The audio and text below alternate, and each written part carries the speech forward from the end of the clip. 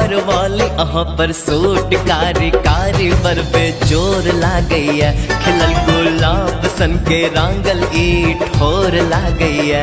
ये मधुबनी वाली हमर भैया के साली अहाँ पर सूट कारी कारी पर बेजोर लागैया खिलल गुलाब सन के रांगल ई ठोर लागैया।